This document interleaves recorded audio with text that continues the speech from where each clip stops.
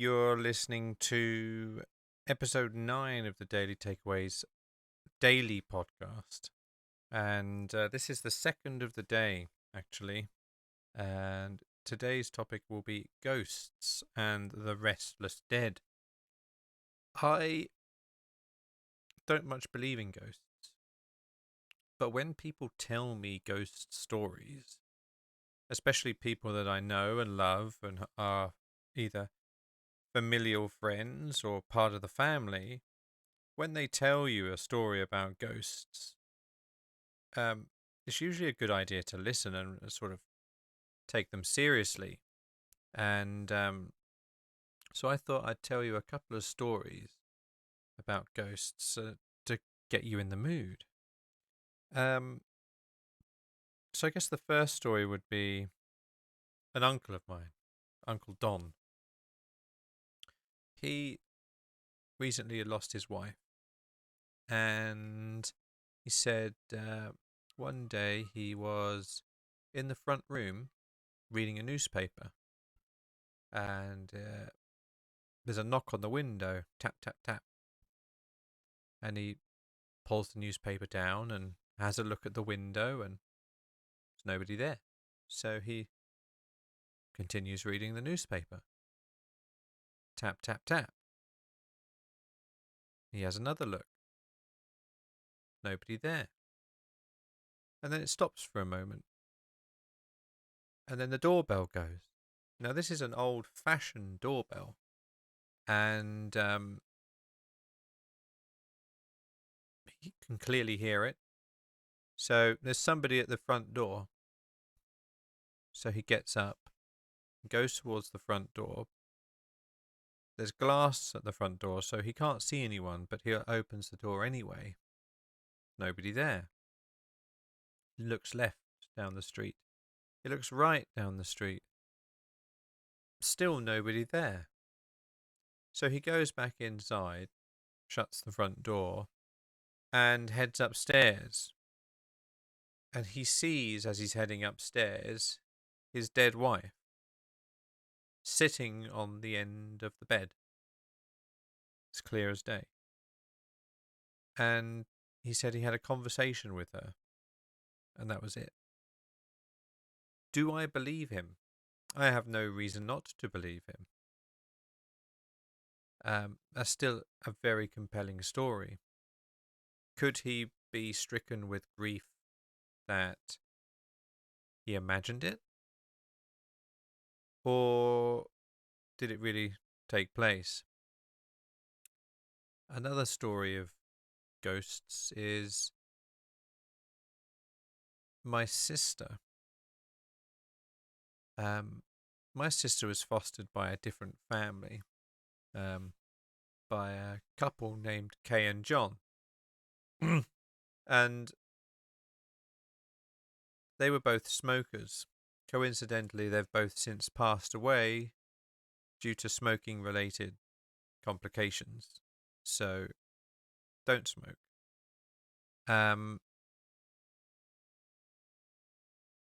Foster mum died first.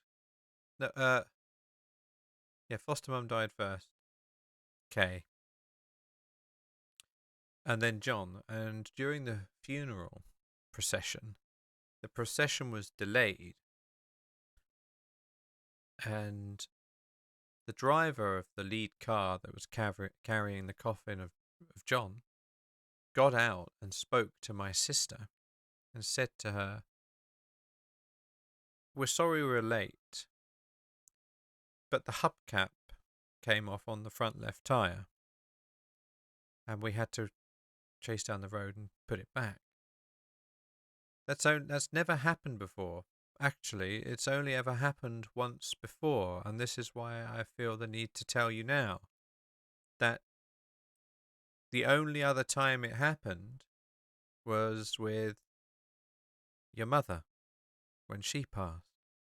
And on the same stretch of road, on the same corner, the hubcap came off the car, and the same thing happened with John. Now, is that coincidence? Probably. But it's an interesting coincidence. And then I have a friend named Simon. Simon and Tammy live down south, the south of England, and they had a little boy. And one day they go on holiday. And as soon as they arrive at their holiday destination, the boy starts crying, which is unusual because he'd never cried before, and he had certainly never really cried on this level of screaming, clear discomfort. And they were sitting down for dinner that day in the restaurant, and the waitress comes over and says to Tammy and Simon, "Oh, I see you've met our resident ghost then." And as she says that, in his words, their son yawned, and out came a white smoke that came out of his mouth and then dissipated as it flew off. And the moment that happened, their young son was back to normal and no longer crying. Again, were Tammy and Simon lying about this experience and why they should feel the need to make up such a story? But that is interesting that that happened. It's very unusual.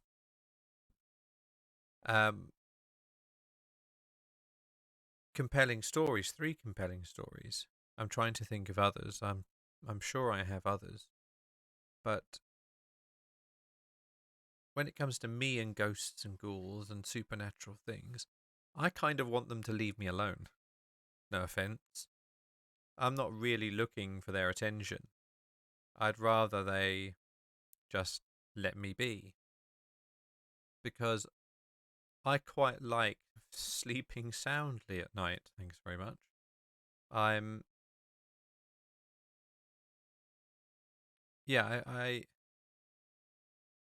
more comfortable at night knowing that, there's nothing spooky looking over me, or there's nothing out there to get me, so to speak. But it's certainly very interesting. There was another story that I remember hearing about way back in the Victorian era. There was a very rich man who used to open up his very big house almost weekly to host parties. And these sorts of parties were for the wealthy, the upper class, the snobs of society that like to dress up and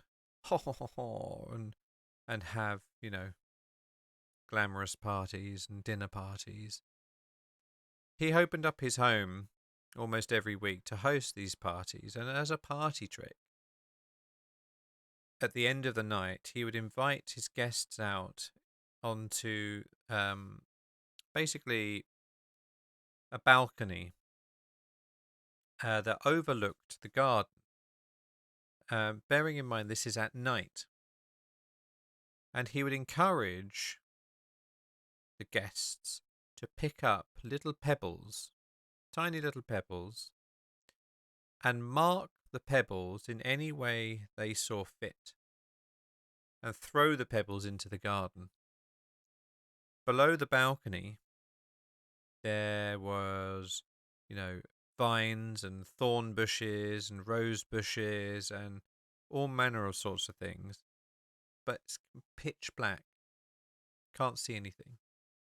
So they throw these pebbles into the garden, and within seconds, they return. I read that story in a book. The very rare occasions when I actually do read a book. And coincidentally, that story of that ghost has gone from the book. I have gone through that book, page after page after page, time and time and time again. The story is not in there, which is in itself kind of spooky.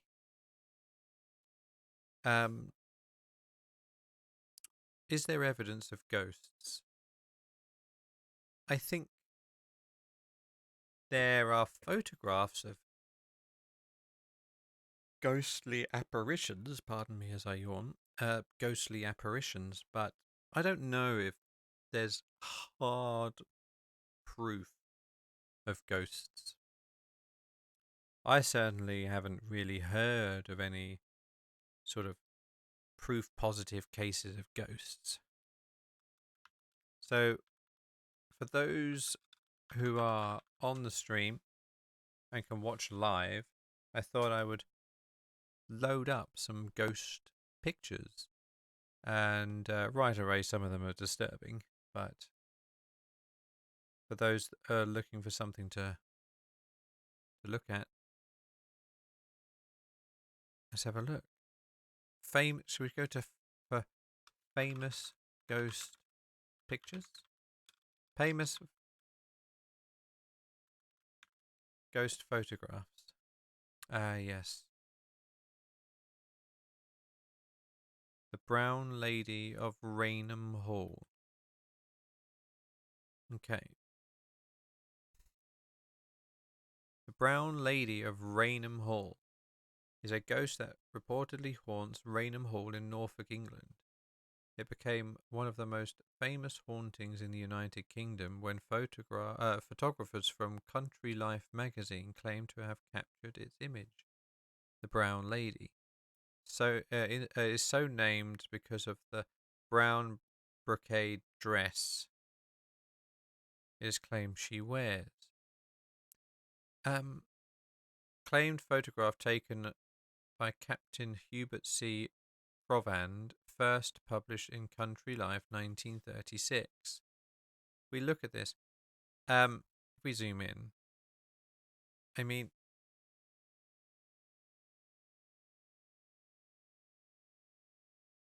there's some sort of shape there, isn't there? Maybe a head, maybe a headdress, maybe a veil, maybe a dress overall. Could be her arm here. Somebody standing on the stairs. Certainly, an unusual photograph. So, for those that are listening, we're looking at a black and white photograph here that appeared in Country Life in 1936 of a staircase.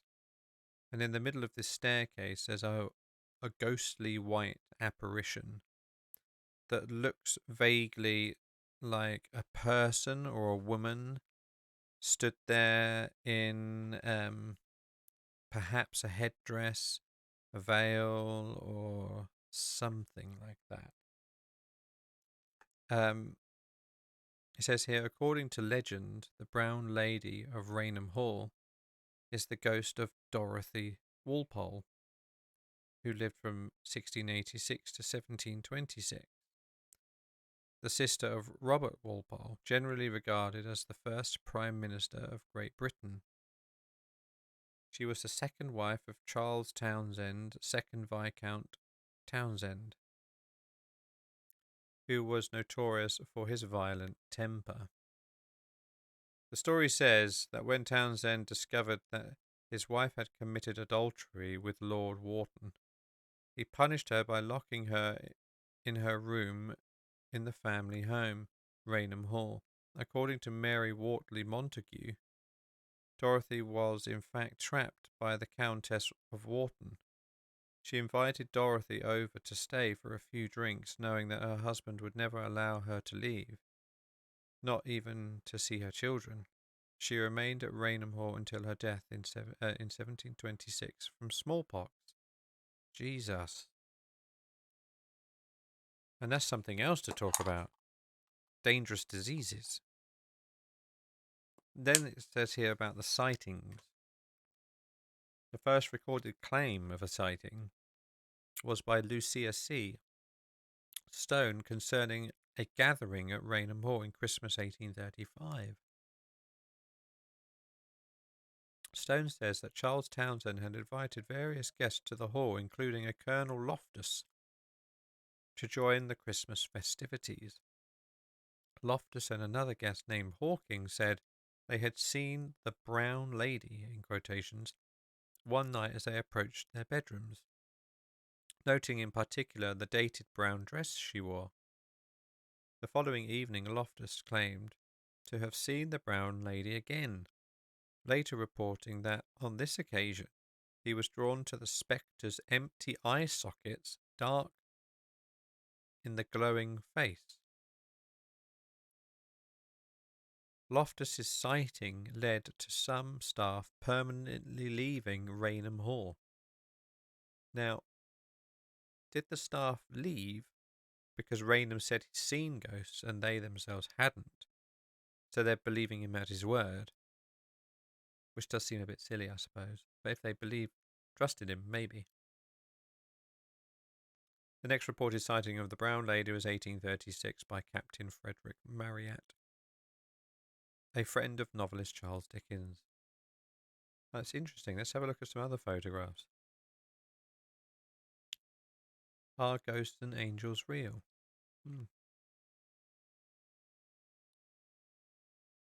What's this? Scary ghost photos you won't believe. Okay.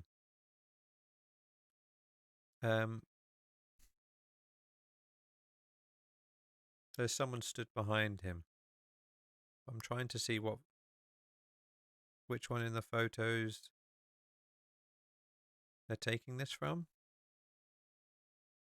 There? Is that it? Yeah, this guy here. For those that are listening and not watching, there's a photograph here of a group of people standing. The front row is sitting. The second row are also sitting but on chairs. The third row are standing. The fourth, fifth, and sixth rows must be standing on other benches to be taller. So it's that cascade of people like you used to take for your classroom photos at school. And on the very top row, there is a photograph zoomed in. There is a photograph at the very top row. There's a man where there's some figurey shape behind him, and they've enlarged that, albeit in bigger quality somehow, where there's a face definitely behind the group. Quite interesting. But it could also be the trick of the mind, or trick of the light.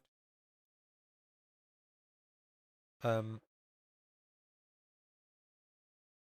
to look for other ghostly photographs. Coincidentally, the London Underground is one of the most haunted places in the world, and it's believed that it's one of the most haunted places in the world due to the fact that there have been a lot of mass graves and crypts and so on disturbed by the creation of the tracks, the creation of the lines. And that's so that the London Underground as a whole is perhaps the most haunted place in the world. There was a documentary done by Channel 4 called Ghosts on the London Underground, where certain individuals were invited to tell stories about the experiences they've had on the London Underground. And some of them are spooky. Some of them are very spooky. I would invite you to watch that. I think that's on YouTube. Ghosts on the London Underground. One in particular was of a family going around London, and the mother with a point-click camera, one of those disposable cameras you used to get in the 90s. Not the Polaroids, but the small disposable cameras that you used to get in little cardboard paper and have different designs on the front. It was like a makeshift camera, but it was cardboard box almost. She took a photo of her son sat opposite her in the London Underground on the train. The photograph was taken in the tunnel, and behind the boy, behind the glass, there is a man sat in an electric chair being electrocuted. And it turns out that that man in the background, in the window, being electrocuted was Bruno Hopman, who, I will just get the name of him, Bruno Hopman. Get a bit of information about him from Wiki. Bruno Richard Hopman was a German-born carpenter who was convicted of the abduction and murder of the 20-month-old son of aviator Charles Lindbergh and his wife Anne Morrow Lindbergh. So he got sentenced to death through electrocution. And I believe it was the last use of the electric chair. And as an investigator said, what on earth is Bruno Hopman doing in the London Underground? And what on earth, and how on earth, did this woman take a photograph of him being electrocuted in an electric chair? It's very weird. 1 second, I just need to turn on a light.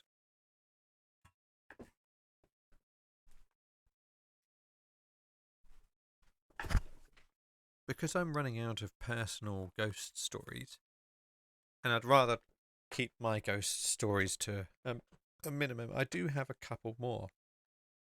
Coincidentally, of my sister. One day, my sister said I'm not sure what she was doing, but let's just say for the sake of argument, she was watching TV or in bed. She said there was a light on the wall.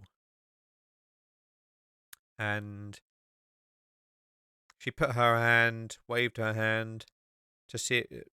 You know when you see something on the wall and it bothers you and you're like, well, where's that source of light? Where's that reflection coming from? So she waved her hand in front of the wall to try and block out the light, and she couldn't find the source of the light. So she put her hand right next to the wall, and the light was still on the wall. Convinced like she can't find where it is, she cupped her hands, much like you do when you want to block out the light, and she made a small hole between her cupped hands over the wall to peer through, essentially blocking out all the light in the palms of her hands except for a small peeping hole that she put her eye to.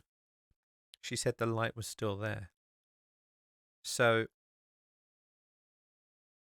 what does that mean? There's a light on the wall, but it's not coming from anywhere. It's coming from the wall. Weird. Ghostly? I don't know. And she said, another story, she said, they used to have a kettle that used to turn itself on all the time. And one day, my sister and her ex-boyfriend were in the kitchen or living room, or might have been the dining table, between the kitchen and the living room, and they hear clink. The switch for the kettle had turned on, and they smelt smoke, cigarette smoke. And this was something that my sister's foster mum used to do. When she'd make a cup of coffee, she'd smoke a cigarette. Turns out that coffee, that kettle was a foster mum. I don't know what to make of that. It's quite weird that the kettle would just turn itself on. Very odd. But seeing as though I'm running out of some ghost stories, if any of you have some decent ghost stories that you want to share, feel free. It'd be cool to listen to. If there's anyone on Discord that has some,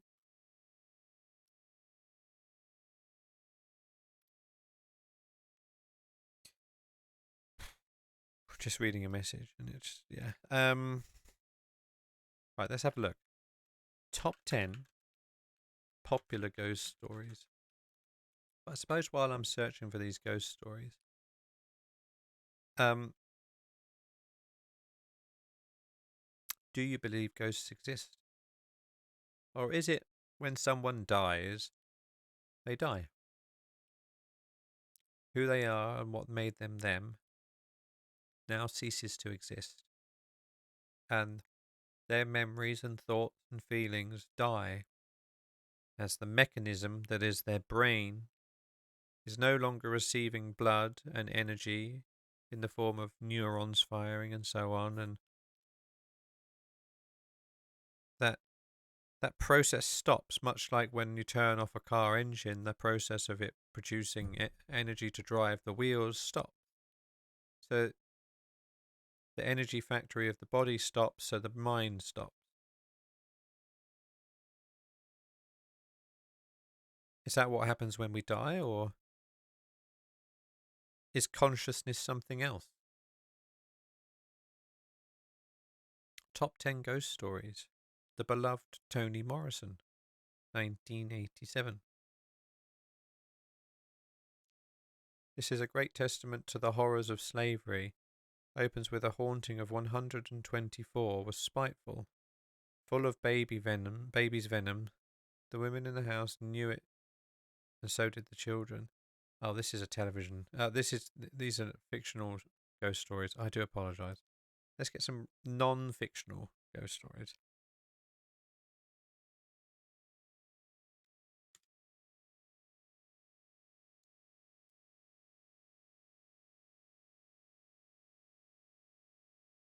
"10 ghost stories that will haunt you for life." Yeah, thanks.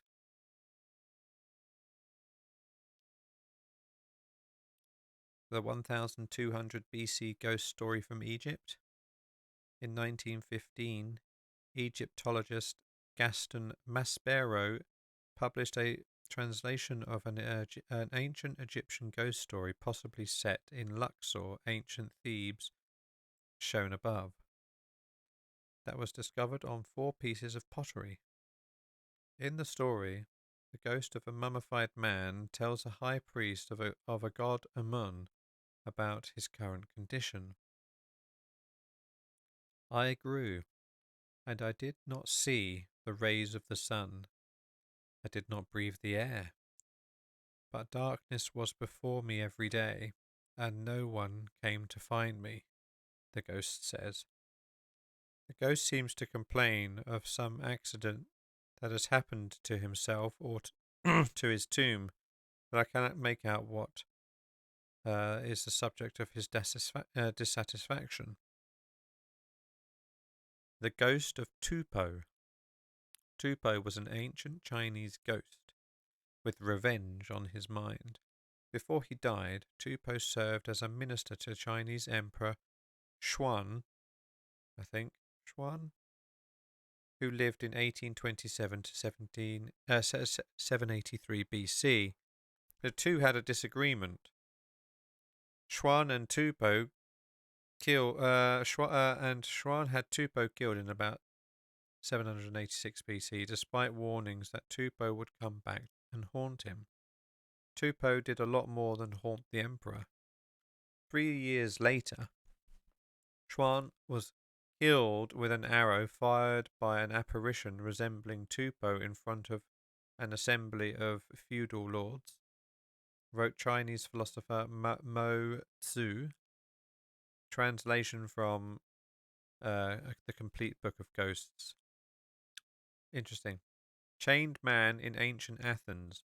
Roman senator Pliny the Younger, who died in AD 113, told a ghost tale so haunting that it survives to this day.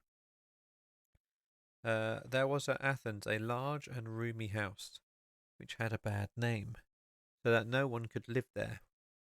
In the dead of night, a noise resembling a clash of iron was frequently heard, which, if you listened more attentively, sounded like the rattling of chains. Disturbances that led to the appearance of a spectre, form of an old man, of extremely emaciated and squalid appearance, with a long beard and dishevelled hair, rattling the chains on his feet and hands. Needless to say, the house was abandoned, and had been rented out for cheap price. When a philosopher named Athenodorus heard the story, he reportedly rented the house and confronted the ghost. The ghost appeared and rattled around before vanishing. Athenodorus calmly marked the spot where the ghost vanished and, in the morning, ordered that spot to be dug up. The story goes. This was accordingly done, and the skeleton of a man in chains was found there. For the body, having lain in considerable time in the ground, was putrefied and mouldered away from the chains.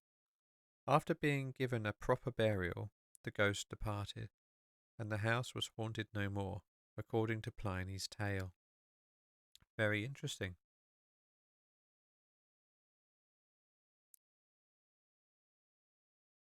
Boarded up bathhouse. The writer Plutarch, who lived in AD 45 to 120, tells a ghost story that has much sadder ending than the one from Athens. In the city of Greece, there was a boy named Damon, who attracted the attention of the Roman military commander, who apparently loved him. Historical records suggest Damon refused the commander's advances, enraging him. Knowing that he would be killed if he did nothing, Damon got a group of friends together, ambushed the Roman commander and several other Roman soldiers, killing them. The city council condemned Damon and his friends to death. After that proclamation, Damon, who had not been killed, had the council members killed. Damon and his friends then took to the countryside, plundering it. Eventually, the townspeople allowed Damon to return, but he was killed shortly afterward in the local bathhouse. And because, for a long while thereafter, certain phantoms appeared in the place and groans were heard there, as our fathers tell us, the door of the vapour bath was walled up, and to this present time the neighbours think the source of the alarming sights and sounds I think that is the source of the alarming sights and sounds. Interesting. The Tower of London. I mean, this has got to be pretty haunted. Britain's numerous castles are hotspots for ghost stories. The 900-year-old Tower of London is said to contain numerous ghosts, and the Queen's house is considered by tower officials to be the most haunted, one of the most haunted places. Among the ghosts in the Queen's house is that of Arabella Stuart, cousin of King James I. Arabella made the mistake of marrying against the king's wishes, and was sent to the Tower as punishment. According to the ghost story, she is still serving her time there. In another spooky tower, a phantom bear is said to haunt one section of the tower called the Martin Tower. A guard who saw the phantom bear is said to have dropped dead from shock. The Tower, London, served as a menagerie for part of its history and held a variety of animals, including bears. Interesting.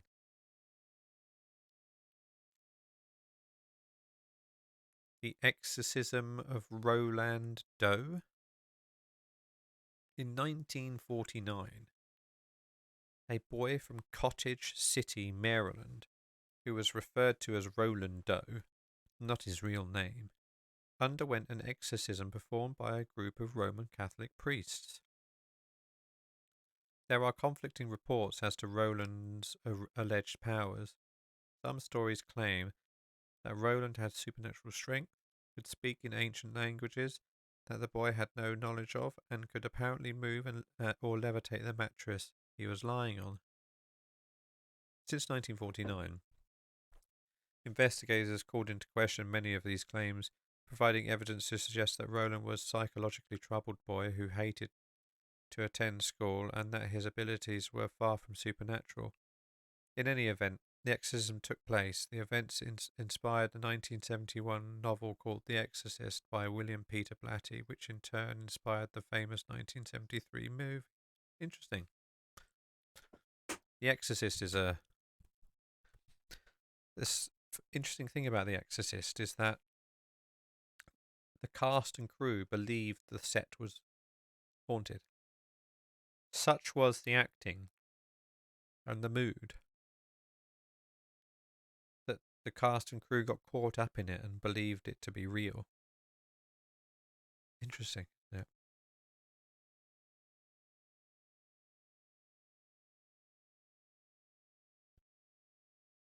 Here we are. We've already done Raynham Hall. The CCTV ghost. Hampton Court Palace in Surrey, England, has a photogenic ghost of its own. In 2003, a CCTV camera caught an image of a skeletal figure, clad in centuries-old clothes, closing a sturdy fire door that had flung open. The ghost, nicknamed Skeletor, attracted a great deal of media attention. It wasn't just the security staff who thought they were seeing things. A visitor wrote in the palace's visitor's notebook on the day that Skeletor appeared on camera, that she too thought she had seen a ghost in the area. Skeletor is not the only ghostly inhabitant of Hampton Court Palace. Catherine Howard, one of Henry VIII's wives, was imprisoned there and was supposedly dragged to her room screaming all the way. The area that she haunts is called the Screaming Gallery. Is it just hysteria? For instance, humour me. Let's say you believe a house is haunted, and you go there and you see and experience ghostly things. Do you see and hear ghostly things because you're expecting to? So every creak, crook,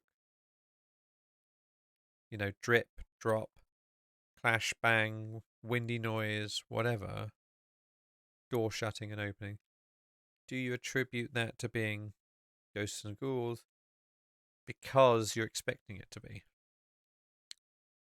I guess the real test would be is sending a bunch of people to a place that you don't know is haunted, that they don't know is haunted, not telling them anything and just saying, have a good night. And then hear the stories.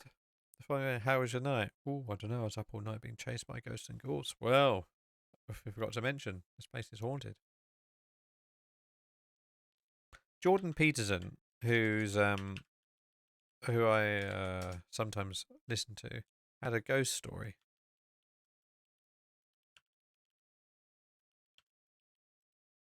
Let's have a listen to his ghost story. This is from a podcast from 4 years ago with H3 Podcast.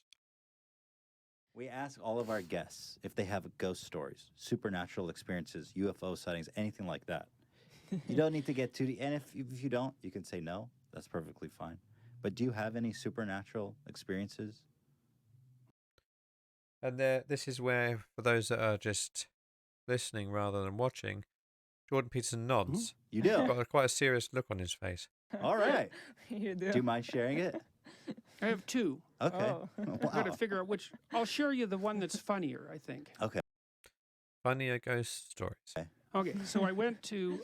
He doesn't look I got to say, Jordan Peterson in this interview does not look particularly forthcoming and friendly. He looks really kind of angry. Nashville and to a scientific conference. And I looked online to book a hotel, booked a hotel. And then I went down to Nashville. And my former graduate advisor was coming, staying in the same hotel, but he didn't come with me. And a student of mine who had become a professor was also coming into town. Okay, so I got to this hotel, and I didn't know that Nashville, that had been hollowed out, like the downtown wasn't good. There were lots of abandoned buildings. It was pretty crime-ridden, not a fun place. Never been to Nashville, but if that's the case, that sucks. That a prolific city just looks like crap. They're trying to put it back together, but the hotel that I'd rented was sort of in the middle of this, and it was a 70s hotel. And so it's kind of in a sketchy neighborhood. So that was interesting. So I walked in, but the lobby was beautiful. Like they'd completely redone it. There were replicas of like Renaissance paintings on the roof. It was Does sound quite beautiful, doesn't it? all marble. It was really quite impressive. And then right next door to the lobby, there was this huge restaurant that probably sat 300-400 people. Really big restaurant. Have you ever been to a restaurant that can sit 300-400 people? That'd be ginormous. And I looked in the restaurant, there wasn't a single person there. And there was this steam table, you know, full of stainless steel trays, huge trays. And all there was like mac and cheese and green beans. And you know what green beans are like if they're like soaking in hot water for like an hour. It's like, you don't want to eat those things. So that's all there was. And I thought, that's kind of weird. And there was no people in there. No staff, no people. I thought, that's weird. So anyways, A massive hotel, or a nice plush hotel with a massive restaurant. Nobody's in there, not even staff. That's weird. checked in and I went up, and the rest of the hotel really hadn't been fixed up since the 1970s. So it smelled like smoke. The carpets were old. I went into my room.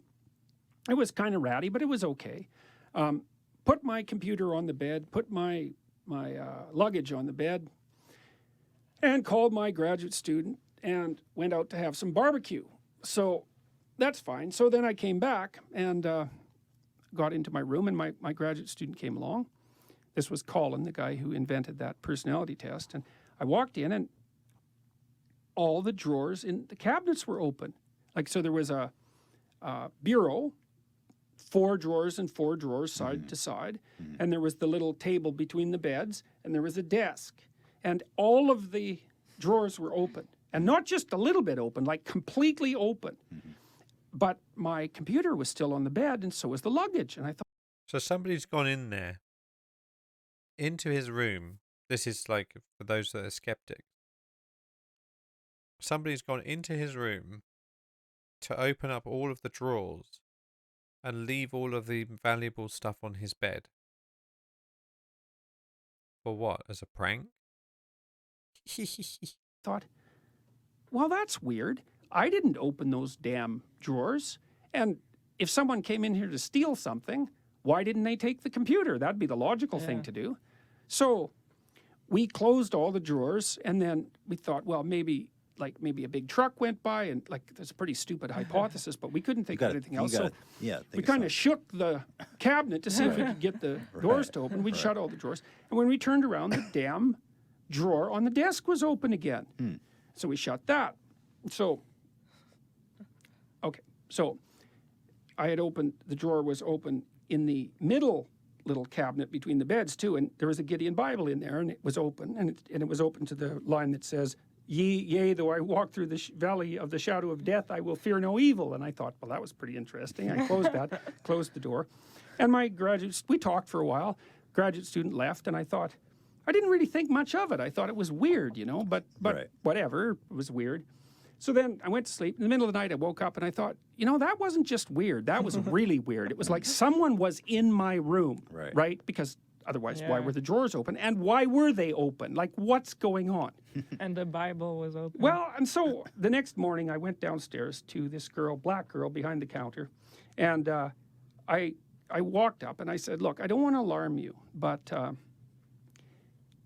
I went out last night, and when I came back into my room, all the drawers were open. I think someone was in my room. And she said, I don't want to alarm you, God. but we know this place is haunted. And I always come to work with a baseball bat. And I thought, oh, well, of all the responses I thought I would Jesus. get. Is that more rating- terrifying? Well, it was just, it was surreal, right? And it was like a movie moment. It was Right. ridiculous. So Do we believe him? I went and talked to my graduate advisor, an older guy who had been in the hotel, and he said that the night before he had taken a shower, and when he came out, there were 2 drawers open in his room. So you can't make it up. And so, These damn drawer opening yeah, ghosts. okay, and I'll finish this off with the other weird part of this story, which isn't quite so ghostly, but is also extremely weird, and it just gives you a sense of the place. So we went for breakfast the next day, and I took 2 different graduate students for breakfast. We went to this restaurant right next door, and there was no one there, and there was no staff. The same one in the hotel. Same one. Same one. Very fancy, green Right. marble, like it might have been quite a place back in the 1970s. So we're sitting there and sitting there and sitting there and sitting there for like half an hour. And finally, this waiter walks by, and we stop and we say, well, do you have any menus? He says, well, we don't have menus. And I said, well, what do you mean you don't have menus? He said, you can just order anything you want. What? And I said, well, you mean anything? He said, yeah, you just order anything you want, and we'll cook it. That's so It's like, weird. okay, so we ordered eggs and breakfast, right? Right. Well, we'll have breakfast. How would that be? So then we're sitting there talking, and we waited and we waited and we waited and we waited. It was like 45 minutes, 50 minutes. Nobody's there. No one's there. No, No they're not one's there. cooking for anyone Nothing's else. happening. Finally, he comes out with these plates, and he puts the plate down in front of me, and it's quite nicely garnished, and there's 2 eggs on it, and they are, I swear, they are raw. They have not been cooked. And I looked at him, and I looked at the plate, and it was the same with the other 2 people that were there. They gave them eggs that had just been put on the plate. What? He said, well, Cracked cracked right on. It wasn't like they were undercooked. They weren't They were white with just- some clear on the top. Right. They were raw. Right. But nicely decorated. Sure. I thought, That's so well, weird. what the hell? What the hell? We said, okay, look. I was like, we called him back, or we said, you know, these eggs are raw. They're not cooked. It's like, what's going on? He said, oh, we'll fix that. So then he went off into the kitchen, and it was like 20 minutes later, and he brought it back, and they were cooked. And so we'd been in there for like 2 hours by that point, late for the conference, and I was laughing to my students. I said, well, the only thing that could possibly top that off is if it was ridiculously expensive. So then he brought the bill. It was like $83. Oh, wow. Yeah, so, well. so But that's- was he a ghost? well, I don't know. Well, he wasn't a waiter, that's for sure, and he certainly wasn't a cook. Interesting story, right? Remember listening to that. What would you make of that if that happened to you? It's certainly very interesting.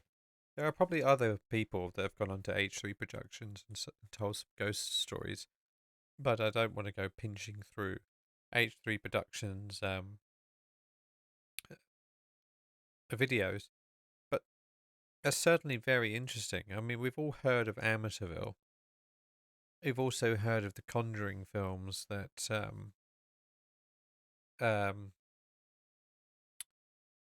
basically highlight some of the spooky cases that have happened in the UK, like the UK's Amityville, and I quite like the Conjuring films, by the way. I think they're pretty good. I, for one, don't see that there's enough evidence in ghosts. I don't see. There's not enough convincing evidence to suggest that ghosts really exist. But if we live life being unable to peer beyond the veil, is it possible there's more to life than meets the eye? Is it possible? A lot of people believe ghosts exist. A lot of people have ghost stories. A lot of people believe that their properties are haunted and things are going on and there are poltergeists and ghosts and ghouls. And are they just a victim of their own imagination? Are they gullible? Are they mistaken? Are they hallucinating? science has tried to explain why people feel ghost stories. Feel ghost, feel ghostly sort of apparitions and feel a particular way, feel like someone's watching them, or feel cold, like the temperature in the room has dropped several degrees and that you can see your own breath and things like that. There is science trying to explain those things. In the Channel 4 documentary, The London Underground Hauntings, a scientist does try to explain by claiming that ultrasound, which is low frequency, inaudible sounds, can make the body behave in peculiar ways. It can make us see and hear things. It can make us hallucinate. It can make us do a lot of things. Do I want to play clubs? I do want to play clubs. So let me wrap up this podcast quickly. This will probably be continued if I can compile a list of ghost stories to tell. So thank you everyone for listening. Thank you everyone for tuning in. I will be on tomorrow, same time, same place. Social media links below the video. If you want to join in, join up on Discord, follow Twitter, and share your stories too.